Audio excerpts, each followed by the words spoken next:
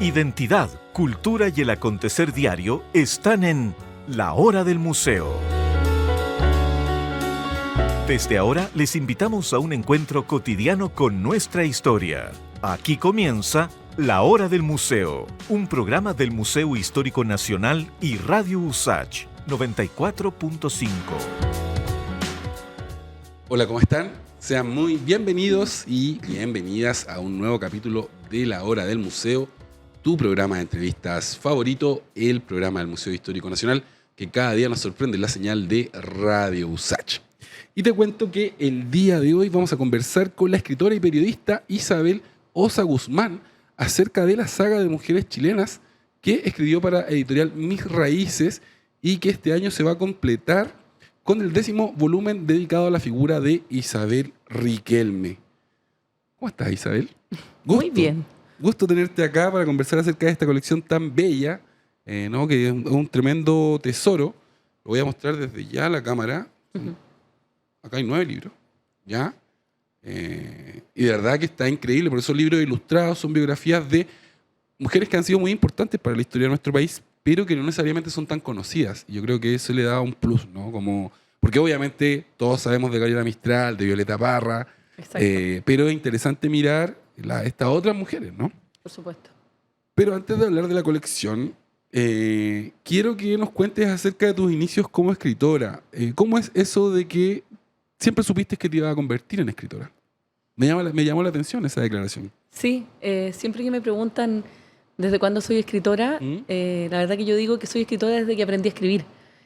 Porque la verdad siempre tuve esta como pulsión por sacar afuera... Pero por contar historias, ¿cómo? Por contar historias, también por escribir poemas. ¿En serio? Sí, como que mi forma de comunicarme siempre ha sido a través de la escritura. ¿Le escribías poemas a los niños que te gustaban, por ejemplo? Por supuesto. ¿Lo hiciste? Mi primer negocio, de hecho, fue un negocio de cartas de amor. No te quería... A ver, ¿cómo es eso?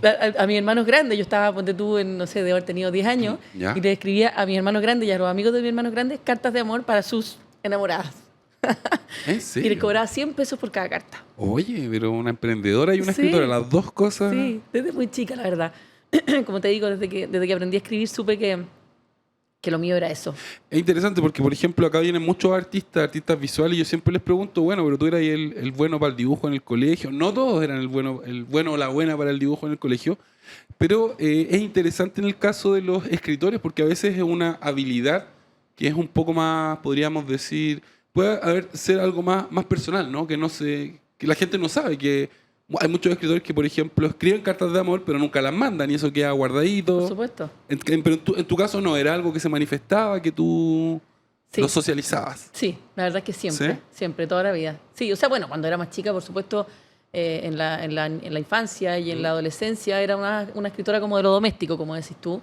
Escribía mucho en las paredes de mi pieza, tenía diario, escribía muchos poemas. Bueno, la época como de enamorada también, vivía todo esto con mucha pasión y eso se reflejaba en mi escritura. Pero ya escritora como publicada fue ya en más adultez, ya cuando ya había terminado mis 2 carreras. Claro. Sí. Y Eso de hecho estaba trabajando en otras cosas. literatura y periodismo. Estudié literatura y periodismo. Que son 2 carreras afines con ser escritor, digamos. Así es. Sí, y la verdad es que periodismo, lo mío siempre fue literatura. Yo siempre supe, ¿Ya? desde que era, como te digo, muy chica, que quería estudiar literatura, que me quería dedicar a eso. Pero una vez estando en la carrera, que disfruté intensamente, porque es una carrera muy entretenida, me topé como con este cuento como con el trauma de que no vas a conseguir trabajo, ¿ya? Sí, Porque hay poco campo en general, o eres profesor, o te dedicas a la editorial o a la investigación, y la verdad que ninguna de esas 3 áreas me llamaban especialmente la atención a mí. ¿Ya? Entonces por eso estudié periodismo, fue más bien como una cosa como práctica, a ver si con eso lograba trabajar en un diario, entrar más al mundo editorial, pero por ese lado. Y me encantó también la carrera. ¿Sí? ¿Y como herramientas para la escritura sientes que te aportó algo haber pasado por periodismo? Te lo pregunto porque hay escritores que vienen, hay escritores que vienen de cualquier lado, de ingeniería, sí, claro, de lo que sea, pero cuando uno revisa más o menos las biografías se da cuenta que hay muchos escritores que vienen desde el periodismo y otros que vienen desde la literatura. Es curioso tu caso porque tú vienes de las dos. Sin ir más lejos, por ejemplo, podríamos decir Gabriel García Márquez viene del periodismo. Sí, po. Sí, po. Sí. Mira, me aportó otras cosas más que la escritura. La verdad es que sí. de todas maneras, mi formación tiene más que ver con la carrera de literatura Ya. en la Universidad Católica. Mi formación como escritora, quiero decir. Pero sí, el periodismo, por supuesto, que me aportó una mirada de la vida, una forma de enfrentar la noticia, una forma a lo mejor de escribir no ficción, que yo no lo manejaba tanto y que después lo he aprovechado mucho en mi trabajo como periodista. Claro. Pero no te diría que ahí es donde nace mi talento, ni mi habilidad, ni mis ganas de escribir, digamos. Ya. Ya venía de antes. Viene por la escuela de, Sí. de literatura. Y a la literatura infantil, ¿cómo llegas? También es interesante saberlo. Sí. Mira, la verdad llegué desde la maternidad. Yo nunca había pensado escribir para niños. ¿Ya? Eh, ¿Tú habías publicado antes? Digamos... Bueno, estos libros los estoy publicando desde hace varios años. No, pues antes no había publicado. Antes de esta saga, no. Antes de esta colección, No, ya, estabas no. como escritora Estaba, de hecho, inédita. escribiendo novela, poesía, pero tenías todo... tú ahí como los barbechos, viendo qué Sí. se podía publicar. Claro, en eso estaba estaba. en esa parada. En eso estaba. Y entre medio fui mamá. ¿Ya? Y un poco en esta búsqueda bueno, yo les contaba muchos cuentos a mis niños cuando eran más chicos, siempre como que el tema del libro ha sido muy importante en nuestra familia, así como en mi familia de origen. Ojo, que yo creo que ahí también diste con otra habilidad que a veces se valora poco. Sí, el cuento. Porque sí, porque siempre uno sueña con tener un papá o una mamá que dibuje bien, ¿no? Para que te haga los medios dibujos. Pero tener un papá o una mamá que sea buena para contar historias también es un regalo de la vida tremendo. O sea, Sí. o un tío, o un Sí, hermano, quien por sea, ¿no? supuesto. En mi familia hay gente que es muy buena para contar historias. Y yo crecí escuchando buenas historias orales, digamos, desde niño. O mis papás también se preocupaban a veces de leerme o de pasarme libros de cuentos. Y es algo que yo ahora valoro mucho. Entonces, Sí, totalmente. creo que es una habilidad que es muy buena y ojalá que todos los papás y mamás y hermanos y hermanas que están escuchando esta entrevista le tomen el valor, lo Sí. bonito que es, ¿no? Como contar la historia a los niños, ¿no? Como- Y no hay que tener habilidades especiales, o sea, No, no basta con O sea, contar... hay gente que cuenta Por mejor supuesto, las historias que otras. por supuesto, pero el niño finalmente recibe con alegría cualquier historia. Claro. Sobre todo si es de la historia de la familia, de las raíces, Exacto. de los abuelos, anécdotas, todas esas cosas son muy entretenidas. Yo tenía un hermano, de hecho, una de las cosas que influyó ver. mucho en que yo fuera escritora, un hermano mío que se llama Nicolás, que desde que era muy chica me contaba historias. Antes de dormir me contaba las historias de un ratón. Ya. Todos los días una aventura diferente de este ratón. Tu hermano te contaba. Mi hermano que tiene 3 años más que yo, pero tenía una imaginación ¿Viste? descomunal, y me contaba historias sobre este ratón que un día iba al espacio, otro día se enamoraba, otro día participaba en un concurso de canto, y así eran todos los días una historia distinta de este ratón, y la verdad es que a mí eso por un lado me hacía salir un poco de la cotidianeidad, echar a volar la imaginación, y por otro lado ir agarrando estos recursos creativos de la literatura finalmente. Así Claro. que fue súper importante. Oye. Y respecto a lo que me preguntaba ya antes, fue cuando fui mamá, en el fondo, cuando quise como un poco, leyéndole toda esta historia a mis niños y contándole historias sobre la familia y todo, en un momento me dieron muchas ganas de empezar a hablarles sobre mujeres de la historia que hubieran sido importantes y que no fueran tan conocidas, porque como dices tú, de partida sobre hombres hay millones de biografías. O sea, conocemos la historia de los Sí, hombres. claro. O sea, yo me acuerdo que mis niños llegaban a mí me llamaba la atención que llegaban del jardín infantil con dibujos de Arturo Prat Claro. o que tenían que escribir un poema sobre Bernardo Higgins o la canción de Lautaro, de Pablo Neruda. O sea, hay mucho de recursos para trabajar las biografías de hombres. Y a mí me llamaba la atención que habiendo tantas mujeres importantes en la historia de Chile, no las conocieran. Entonces, en un principio yo dije, como yo no estaba interesada en la literatura infantil, Claro. dije, voy a escribir estas historias como para mis niños.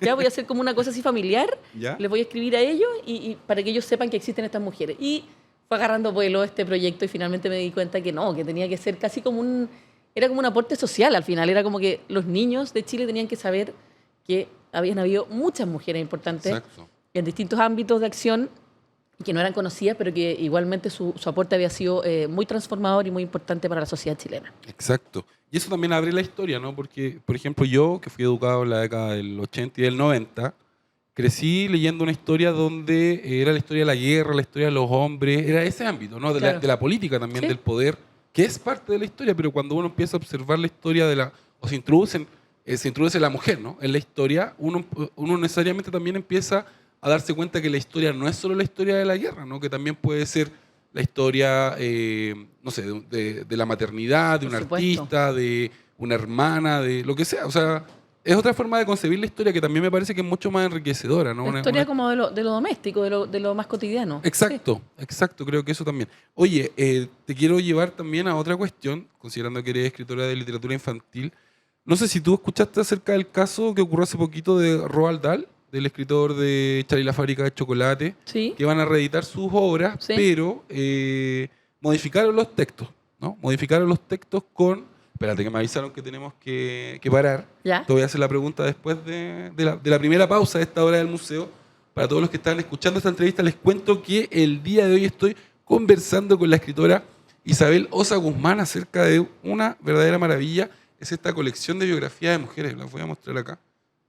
Son mujeres muy importantes en la historia de nuestro país, pero que son poco conocidas. Así que esta colección definitivamente tiene también este carácter de rescate. Quédense en la sintonía de Radio Usach porque ya regresamos con más Hora del Museo.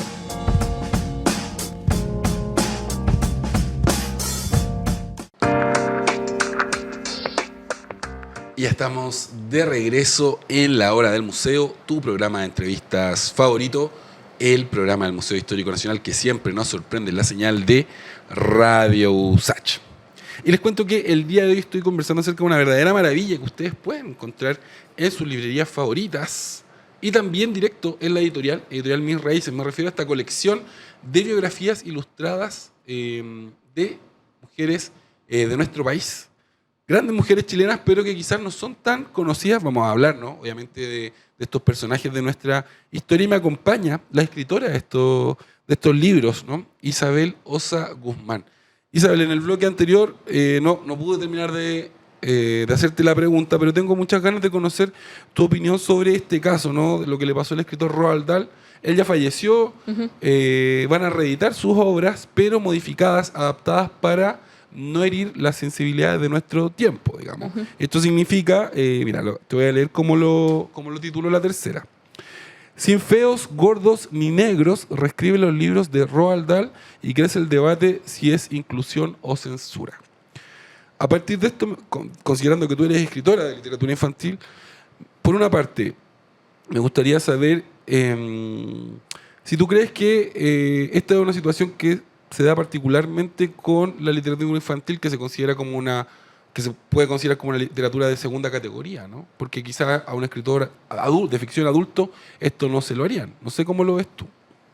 No creo que vaya por el lado de que se considere la literatura infantil como una literatura de segunda categoría. No creo que vaya por eso. Yo creo que tiene más bien que ver con una errada, en mi opinión, concepción de la literatura infantil como una forma de formar. ¿Ya? A ver, creo que ahí... Que tiene un aspecto formativo. Que eso es una discusión que también se da mucho en Quiero conocer tu posición porque me parece interesante. Sí, dentro de las personas que nos dedicamos a la literatura infantil siempre está esa discusión de si el libro escrito para niños tiene que ser de alguna manera formativo. Claro, y tratar de transmitir los valores que como sociedad... O tiene que ser simplemente un libro divertido, entretenido, de buena literatura. Es una discusión que realmente puede... ser eterna, fin, claro. Es eterna, de hecho. Mi opinión al respecto, bueno, yo pienso que no, porque los textos no deberían ser cambiados, porque finalmente... De todas formas, por ejemplo, los textos que nosotros conocemos, La Caperucita Roja, o Hansel y Gretel, los de los hermanos Grimm, yo entiendo que sí, tienen unas capas de edición. De todas maneras, porque además pasan por la traducción, por las distintas traducciones, Exacto, que finalmente también tienen que ver como con el criterio del traductor, la palabra que va a usar. O sea, esto se hace tanto en la literatura adulta como en la literatura infantil, o sea, siempre. Claro. Pasa en el fondo, hay un filtro que es el del traductor, que es finalmente el que va a elegir si va a poner negro o va a poner otra palabra. Exacto. Es sinónimo. Pero yo pienso que finalmente la literatura también es un... No estoy de acuerdo con que sea formativa, ¿Ya? No necesariamente, o sea, Claro. está muy bien que hayan escritores que se dediquen a hacer formación, digamos, a través de sus textos, y si un texto, además de ser muy entretenido y de ser muy buena literatura, aporta a formar bien a un niño, espectacular. Claro. Pero para mí no es el primer objetivo.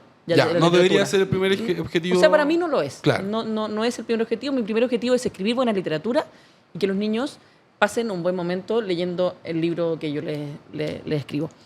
Y además pienso que la literatura es además es una señal de un tiempo. O sea, es la muestra de lo que está pasando en el mundo en el momento en que ese escritor lo escribe. Claro. Entonces, claro, empezar a hacer cambios no sé si por una palabra, porque te insisto que hay, en el tema de la traducción, se puede dar esto de que se cambien palabras y no pasa nada. No, pero No esto sé. era la obra original en inglés, digamos. Ya, claro.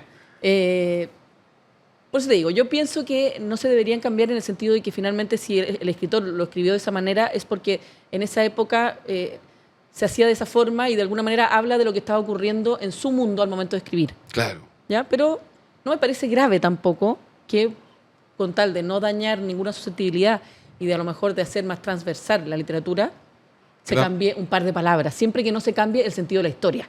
Claro. ¿Entiendes? Claro. O sea, si en el fondo, si vas a transformar la historia que eventualmente era sobre un niño de color que sufría una serie de molestias a lo largo de su vida por ser de color y finalmente lo cambiáis a que es un niño que no tuvo ningún problema, ¿me entiendes Claro. o no? O sea, es distinto. Si, no me parece grave que se cambie una palabra o un par de términos y se les ponga un sinónimo a lo mejor más amigable, pero no cambiando el sentido de la historia, Claro. de lo que el escritor quiso transmitir. Claro. Hay algunos que también dicen que, por ejemplo, no, esta es solo una movida comercial, ¿no? Como para poder vender más Bueno, libros. también puede Y ca- ser. Y también, ¿no? Porque Sí.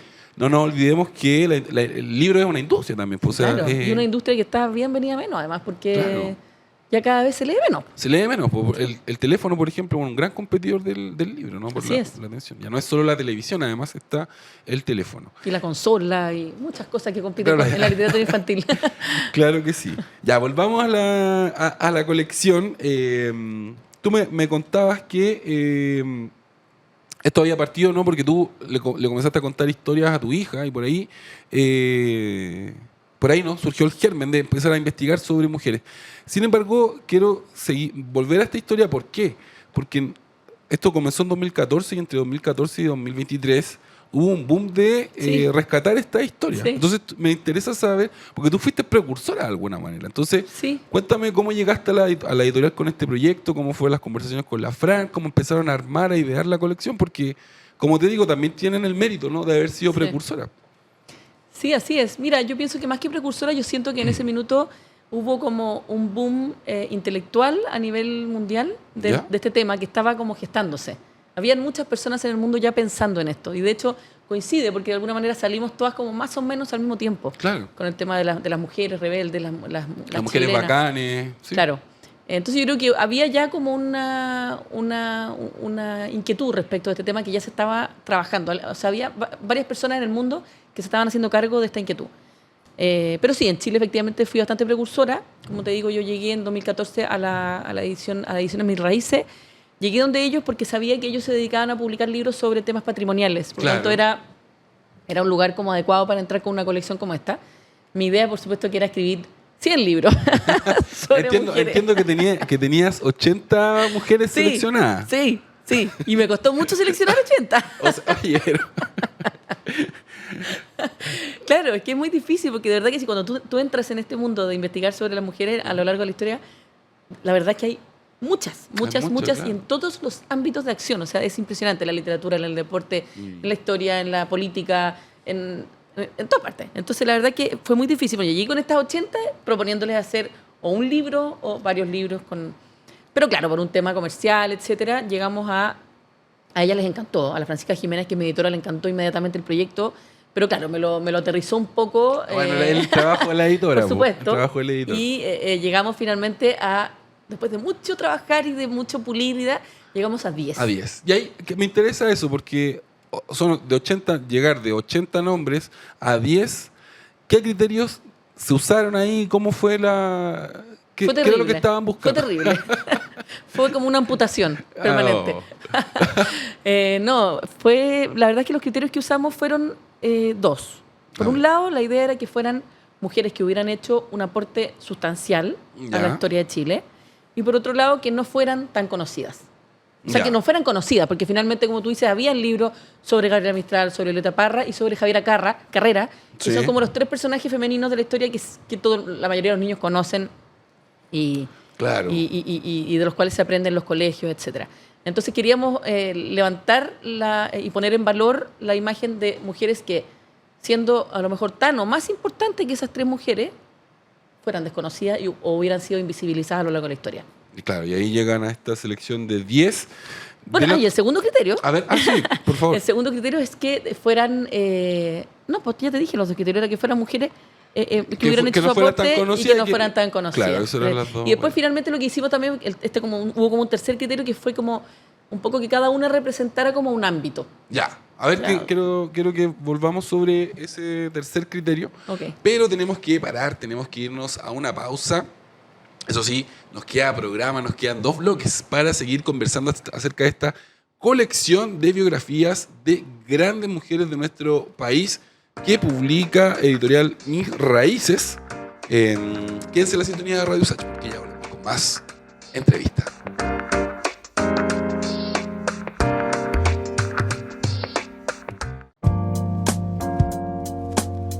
Estamos de vuelta en La Hora del Museo, tu programa de entrevistas favorito, el mío también, programa que suena día a día en la señal de Radio Usachi y que también se puede ver de tanto en tanto en Santiago TV. Todavía no les puedo decir cuándo se va a emitir el programa porque no está incorporado aún en el día, ¿no? Los días donde se va a transmitir La Hora del Museo por video. Pero pronto les voy a dar la noticia ahí en mis redes sociales. Me pueden seguir en el Instagram, soy cruz.palcielo y en Twitter soy cruzpalcielo. Así que todos invitados e invitadas a seguirme en mis redes sociales. Y les cuento que hoy estoy conversando con la escritora Isabel Osa Guzmán acerca de esta increíble colección. Son hartos libros, ya, son todos estos libros, muchos. Hay 9 libros publicados hasta la fecha y son biografías ilustradas de grandes mujeres de nuestro país. Ustedes las pueden encontrar en las librerías si quieren hacer un regalo con sentido. Bueno, acá tienen una buena opción. Está Margot Loyola, Paula Jara Quemada, Matilde Pérez, gran pintora, Margot Dualde, María Teresa Ruiz, Anita Lizana, Elena Cafarena, lo voy a decir todo, Janequeo y María Monbel. Nos falta solamente Isabel Riquelme, la mamá de Bernardo O'Higgins, que tiene una historia tremenda que la vamos a conocer. Sí. Nos queda tiempo para seguir conociendo. Quiero, eso sí, que volver sobre la pregunta anterior. Tú me hablabas de, habíamos definido 2 criterios, ¿no? Uh-huh. Por una parte de la importancia y lo otro es que no fueran tan conocidas. Uh-huh. Sin embargo, también está lo que hacían, ¿no?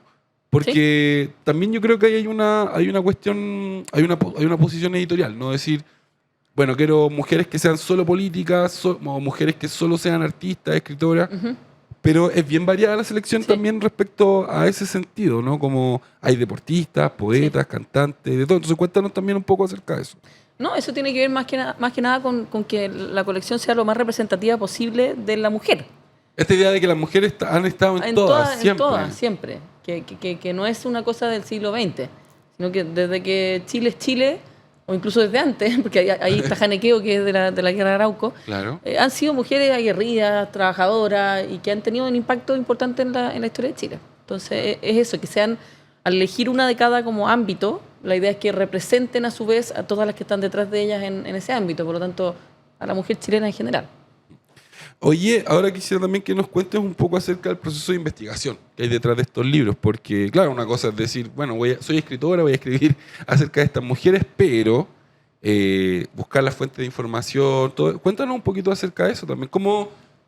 Quisiera que nos cuentes un poco cómo es el making of de cada uno de estos libros, ¿no? Sí, hay mucho trabajo de investigación. Te diría que el trabajo de investigación es lo más largo, claro, del proceso de escribir estos libros.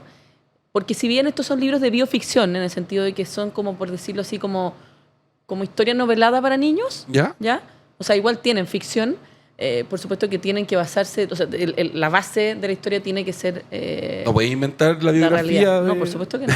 Entonces, de hecho, los hay un límite ahí para la escritora. Sí, los aspectos de ficción que tienen los libros tienen más que ver con un tema como de ponerle condimento a la historia, claro, que a lo mejor sea más rápida, más entretenida, más picante, no sé, pero la historia misma no se puede cambiar. Entonces, claro, hay un trabajo de investigación largo que en mi caso ha sido sobre todo a través de lecturas, en el caso de las mujeres que son más contemporáneas, a través de entrevistas a sus familiares. ¿Hiciste entrevistas? Sí, mira. Sí. Es eso, mucho leer, mucho investigar, ver videos, ir a la Biblioteca Nacional, al archivo, leer todo lo que existe disponible sobre esa mujer en particular y si se puede tener contacto con gente que la conoció directamente, mejor aún. Y pregunta, ¿tú primero haces como este proceso de acumular información y Sí. luego te lanzas a escribir o lo Así vas es. haciendo en paralelo? No, hago una acumulación de información porque a mí me gusta tener como sobre la mesa toda la información que hay sobre o que puede haber sobre una mujer y luego de ahí seleccionar, porque yo no cuento, no es una biografía esto finalmente, no es que yo cuente la historia desde que la persona No. nace hasta que muere, sino que yo tomo más bien como un episodio de su vida que de alguna manera refleje lo que esa mujer fue. Muchos de ellos, de hecho, ocurren en la infancia de esta mujer, o sea, cuando todavía no estaban siendo la mujer, digamos, que aportó a la sociedad que fueron después. Claro. ¿Ya? Pero son, en el fondo, yo muestro como episodios de la vida de esta mujer que de alguna manera reflejan su espíritu, su forma de ver la vida y su forma de hacer las cosas. Claro. Entonces, yo primero acumulo toda esta información y elijo uno o un par de episodios que de alguna manera sean representativos de lo que fue esa mujer. Oye, ¿y en el trabajo de ilustración tuviste injerencia? ¿Hubo ahí diálogo Sí. con los ilustradores, ilustradoras? Sí, por supuesto, y ¿cómo? eso es súper importante. Hubo mucho diálogo con las ilustradoras, que son todas mujeres. La verdad es que son todas pequeñas obras de arte, yo encuentro. Sí. Los 4 primeros los ilustró Joana Moroso, que es una artista muy talentosa, que además ella trabaja en forma no digital, digamos, trabaja A mano. con antigua. acuarela. A la Es antigua. un trabajo precioso, precioso. El de Janequeo, María Monbel, Margot Dualde y Paula Jaraquemada los hizo ella. Ya. Son realmente preciosos. Después cambiamos la mano y estuvo Antonia Rosselló. Claro, y- aquí está. Aquí hay uno de Antonia Rosselló, con Sí. la María Teresa Ruiz. Sí, Las y Carolina que no- Anturraga, que las dos trabajan en digital, pero también son muy talentosas y tienen y hacen un trabajo precioso. Y por supuesto que hay un trabajo de pimponeo permanente con la ilustradora. Con o los sea, artistas porque gráficos, claro, de alguna manera tiene que reflejar también, como yo hago todo un trabajo de investigación a lo mejor de la época, etcétera, Mm. por supuesto que la ilustración tiene que reflejar esa investigación. Claro que Entonces, ellas todo el tiempo me estaban mandando las cosas, oye, ¿te parece que esto? No me parece, en realidad, mira, se vestían de esta otra forma, o no hablaban, no sé, pues si le ponían una nubecita con voz, no hablaba de esta manera, cambiar. Ya. Es como eso, pero en general Claro. hubo muy buena comunicación y el resultado fue muy bonito. Y ¿Quedaste conforme sí, con...? Quedé muy contenta. Sí. Sí, no, está bueno el trabajo de ilustración. Sí. Quiero ahora que nos cuentes acerca de algunas de las mujeres que aparecen en esta colección. Partamos por Anita Lizana. ¿Quién fue Anita Lizana y por qué decidiste no incluirla en esta colección de mujeres Anita chilenas? Lizana fue una tenista muy importante. Ganó el Wimbledon varias veces. Algo que ni Chino Ríos pudo hacer. Fue el top 1 fue la primera top 1 de Chile. El pasto para las vacas, dijo. No me acuerdo. Sí. No, Anita Lizana, mucho antes que el Chino Ríos fue top 1 del Mira, mundo. ¿ya? mira, a ese nivel. Sí, y nadie sabe. O sea, si tú preguntas top 1 chileno, te dicen el Chino Marcelo Ríos y Ríos, listo. claro. No, ella fue. Tuvo una vida, su historia es muy bonita, muy especial, porque además ella era hija de un cuidador de un club de tenis. Entonces toda su vida vio a los socios del club jugando tenis Jugando y tenis. aprendió un poco de mirar. ¿Ya? Pero no tenía muchos recursos. En Chile no existía el tenis profesional para El mujeres. tenis siempre había tenido esta carga, ¿no? De que era un deporte más de élite. elitista, Sí. sí. porque era caro, ¿no? Había que tener la Exactamente. raqueta, arrendar una cancha. No era como el fútbol que se podía Por jugar en cualquier supuesto. lugar. Claro, y ella, bueno, trabajó mucho y finalmente se fue a Inglaterra a entrenar, pero lo logró hacer gracias al apoyo de su familia, O sea, al apoyo de los socios de este club que juntaron plata para mandarla. Pero era una época muy extraña. Piensa que ella tuvo que irse a Inglaterra y tuvo que ir con... Ella necesitaba llevar una chaperona porque las mujeres en esa época no podían ¿No andar podían por la andar calle sola. Necesitaba un traductor y un entrenador. Ya. Y ella lo consiguió todo en una sola persona, que era una señora que era muy buena para el tenis, que finalmente fue su entrenadora al principio, era su traductora al inglés y además era su chaperona en las calles. Pero imagínate lo difícil que era para cualquier mujer en esa época salir de Chile al mundo a hacer una carrera en el tenis en esas condiciones. ¿En qué época jugó la Anita Lizana? ¿En Principio de 1900. principio del siglo XX? Sí. Oye, tremenda historia. Lo voy a mostrar acá para que lo busquen. El libro de Anita Lizana. Ya, vayamos Bueno, con... y ella después se Dime. quedó viviendo en Escocia. De hecho, se casó con un escocés. Ah, sí. Y gran parte del trabajo de investigación que yo hice lo hice a través de videollamadas con sus hijas que viven en Escocia. ¿De Y verdad? que tienen hoy día 70 años. Muy Wow. simpática, sí, y muy echó, feliz de echó que... raíces allá la Anita Lizana. Sí, pues bueno, es que claro, se fue para allá y ya prácticamente no volvió a Chile. Ya no volvió. Bueno, pasaba. Es que acá no existía el claro. tenis femenino, entonces no... Si quería tener una carrera Sí, po. como tenista, ya, bueno, si después se enamoró y se casó Claro. de tu hija. Oye, quiero seguir conociendo a estas mujeres, pero tenemos que parar. Ya. Tenemos que irnos a una canción. Sin embargo, todavía nos queda hora del museo para seguir conversando, ¿no? Como invitada del día de hoy, la escritora Isabel Ossa Guzmán y esta increíble colección sobre vidas de grandes mujeres de nuestro país, que además son mujeres que no son tan conocidas. Recién estábamos hablando de Anita Lizana, esta mujer que ganó Wimbledon, que fue número 1 del mundo antes del Chino Ríos y de la que poco sabemos. Así que quédense en la sintonía de Radio Usach porque ya volveremos con más sorpresas.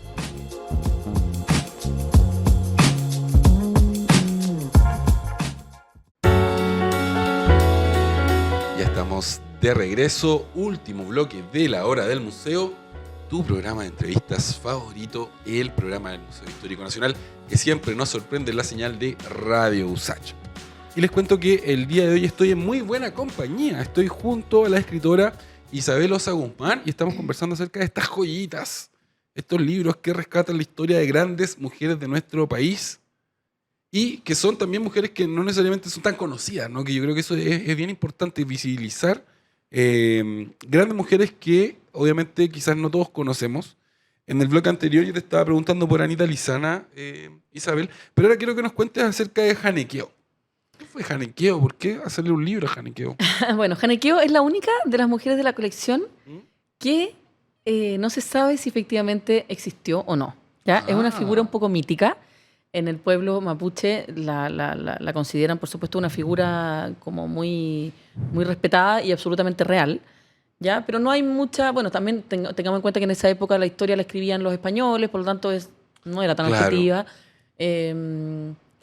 Entonces no se sabe bien si fue efectivamente una mujer o de alguna manera es una figura que encarna el espíritu de la mujer mapuche. Un arquetipo de Claro. una mujer mapuche. Sí. Y en el fondo lo que cuenta la historia es que ella fue una mujer que perdió a su marido, a su papá y a su hermano en la guerra de Arauco y decidió salir a luchar al Convertirse campo de en guerrera. batalla en una época en que las mujeres se quedaban en la aldea cuidando a los enfermos, Claro. etcétera, con los viejos. Y ella salió a la guerra y de hecho, de las pocas cosas que aparecen en las crónicas españolas de esa época, aparecen que ella era una mujer muy temida, porque era muy aguerrida y que no tenía piedad. Claro. Eso, una figura... Me parece que es súper interesante porque, por ejemplo, todos nosotros de chicos conocemos la historia de Lautaro, Sí. de Galvarino, de Caupolicán, ¿no? Así es. Pero de mujeres guerreras mapuche sabemos poco. Sí. Y también del bando español conocemos la historia de la esposa, o sea, de la pareja de Pedro Valdivia, Sí. ¿no? Ay, me van a Inés. matar. Ah, Inés de Suárez. Sí. Me van a matar. ¿Cómo el conductor de la hora del museo se le olvida el nombre de Inés de Suárez? Da lo mismo. Claro, claro. Y qué rico que hayan rescatado la figura Sí. de Janequeo. Ya, ahora vayamos con Margot Duhalde. Bueno, ella Mujer fue con alas. aviadora, la primera aviadora. ¿En serio? Fue piloto de guerra. Tremenda mujer. A ella tuve la oportunidad de conocerla personalmente porque murió hace poco tiempo. Y era una mujer muy Sí. chora. Nació en el sur de Chile, en Río Bueno. La primera piloto de aviones de nuestro país. Sí. Y Margot toda Duhalde. su vida tuvo esta intención de ser piloto. No le daban mucha... No le creían mucho en su familia. Pensaban que estaba desvariando. Pero finalmente lo logró. O sea, vino a Santiago, se inscribió para estudiar como piloto y fue a participar incluso en la Segunda Guerra Mundial. No te creo. Porque ella es de ascendencia francesa. Entonces, cuando Charles de Gaulle llamó como a las tropas en el mundo, Ella dijo, ya ella se voy. sintió llamada y fue. No, tremenda, tremenda Margot Duhalde. Wow. Sí. Wow. Ya, acá hay otra artista que a mí me encanta. Matilde Pérez. Bueno, ella sí que fue una tremenda pionera. También tuvo una infancia algo triste, solitaria. Vivía solo con su papá en una casona de campo. Y de alguna manera su soledad la llevó a este mundo como más creativo. Desde muy chica también dibujaba, pero también dibujaba y pintaba cosas que eran de alguna manera como raras en esa época. O sea, Claro. su arte no fue considerado arte hasta mucho tiempo Porque ella después. hacía pintura abstracta. Hacía pintura abstracta y ¿cómo se llama? Y arte cinético, con electricidad. Claro. Entonces eran cosas que en Chile no existían y que las miraban absolutamente como una locura, pero hoy día tú ves que sus obras están expuestas en distintos museos del mundo y es una tremenda representante del arte cinético. Claro que sí. Nos queda un poco de tiempo. Quiero que nos cuentes acerca del libro número 10. Libro que falta acá. Yo esperaba encontrarlo hoy día, voy a ser honesto. Pero que ya va a salir, tú me decías, durante este año sale y es el libro dedicado a Isabel Riquelme, la madre de Bernardo Higgins. Quiero preguntarte, ¿por qué decidieron cerrar la colección con una historia de maternidad? Sí. Mira, la verdad es que nosotros teníamos súper definido las historias anteriores estaban definidas hace mucho tiempo. El 10º título fue el que más me costó seleccionar porque, de partida porque cierra la colección, por lo tanto tenía que ser algo importante. Y yo estaba muy pegada con la idea de sacar, o sea, de levantar y de valorizar el rol de la mujer desde el ámbito doméstico. ¿Ya? Me interesaba mucho, en el fondo, porque todas estas mujeres hicieron tremendos aportes en su parte como profesional. Claro, profesional, como fuera del hogar, digamos. Exacto. ¿Ya? Pero me interesaba mucho eso, como poner en valor el rol fundamental que desempeñan y que han desempeñado toda la vida las madres en el hogar. Y me costó mucho, busqué mucho alguna figura que de alguna manera fuera una madre y que a la vez hubiera tenido un impacto histórico en Chile, porque todas las madres tienen mucho impacto social, digamos, claro. pero que finalmente haya sido alguna mujer que desde su maternidad haya logrado generar cambios en Chile, era difícil. Y en ese sentido, ella lo es absolutamente. ¿Cómo influye esta maternidad de Isabel Riquelme en Bernardo Higgins? O sea, y eso es interesante, que este es un punto interesante porque yo sé más del papá de Bernardo Higgins que del papá que lo dejó botado, que le mandaba plata, que lo mandó a Inglaterra. Exactamente. Esa es esa historia. Claro. Pero de la mamá no sé tanto. Entonces, ¿cómo influyó la mamá? O sea, sí sé, por ejemplo, que, claro, ella era muy chica cuando quedó embarazada de Bernardo Higgins, que no se casó con el papá de Bernardo. Entonces, ¿cómo influyó esta maternidad en Bueno, ella era de una familia criolla, de Chillán, con buena situación económica, pero criollos, y en ese sentido como mal visto, digamos, todavía por la corona española. Claro. Por lo tanto, ella tuvo este amorío con Ambrosio Higgins cuando ella tenía 18 y él tenía 57. O sea, ese romance el día de hoy. Sí. No, casi, está ahí en el límite. ¿Ya? Y claro, y quedó embarazada y este señor, si bien se dice que la quería mucho, él eligió en el fondo su carrera Exacto. militar, porque de alguna manera la corona española no permitía que los funcionarios de la corona se casaran con criollos, claro. Habría tenido que pedir un permiso especial al rey, cosa que no lo hizo al parecer, o no hay documentación al respecto. Entonces finalmente no se casaron y ella tuvo esta guaguita sola, en una época en que comprenderás que era absolutamente muy mal visto. Exacto. Sobre todo en el ambiente en que ella se movía. Bueno, y además fue terrible porque Ambrosio Higgins era un hombre muy posesivo. Entonces, por un lado, era como el perro del hortelano. No come ni deja comer. Claro. No se casaba con ella, no vivía en pareja con ella, ni pero... quería estar en pareja con ella en lo formal, digamos, claro. en lo público. Pero la mantenía muy sometida en el sentido de que cada vez que ella tenía alguna relación con otro hombre o decía que se iba a casar con alguien, él aparecía para impedirlo. Claro, y una de las razones por las que se llevó a Bernardo Higgins cuando tenía 4 años y lo mandó a vivir a Talca, a la casa de unos amigos de él, claro. fue precisamente porque ella estaba en una relación amorosa con otro hombre. Entonces fue muy terrible porque a ella le arrebataron a este hijo que ella ya había tenido sola, lo tuvo durante sus primeros 4 años, lo crió con mucho esfuerzo, por supuesto, y, como te digo, a la vera escondida de Ambrosio Higgins, y él decide quitárselo cuando tenía 4 años y lo manda a vivir, no es que lo mande a otro país, ni a un... No, pues lo manda a vivir con otra familia. Claro. Imagínate, y ella no podía hacer nada para revertir esa situación. O sea, muy duro, muy terrible. Se fue primero entonces a Talca a vivir con esta familia, luego lo mandan a Lima a estudiar en un colegio, después lo mandan a Inglaterra. O sea, y ella lucha toda su vida por recuperar a este hijo.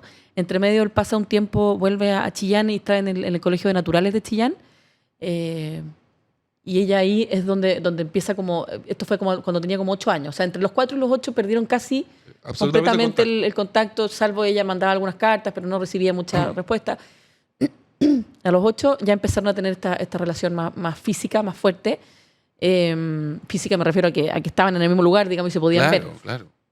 Y claro, no, el impacto que tiene Isabel Riquelme en su hijo es indescriptible. O sea, él dice en una de sus cartas que no ha existido en el mundo alguien que ame más a su madre que él. Sí, pues. ¿Ya? Porque, o sea, y ella fue, finalmente yo digo, fue la madre de la patria, porque no solo fue la madre de Bernardo Higgins, una madre abnegada, que estuvo con él en todas, que lo apoyó, que lo acompañó en sus 2 exilios, que cruzó la cordillera con él. Es una figura medio mariana la Isabel Riquelme, ¿no? Como un eco de pero no Virgen tanto, María y un cuento. O sea, sí, pero también tiene todo un lado muy, aparte de la abnegación, tiene todo un lado como ideológico que es muy importante, porque ella tuvo un impacto muy relevante en la independencia de Chile, en el sentido de que ella era la principal consejera de su hijo. Claro. Por lo tanto, ella todo el tiempo estaba encima de lo que estaba pasando, lo aconsejaba, lo ayudaba, lo guiaba. Entonces, en el fondo, no solamente fue la madre que proveía como dulzura, la madre de contención, cariño, sino que también la madre de pensamiento. O sea, entonces es muy importante. Yo digo por eso que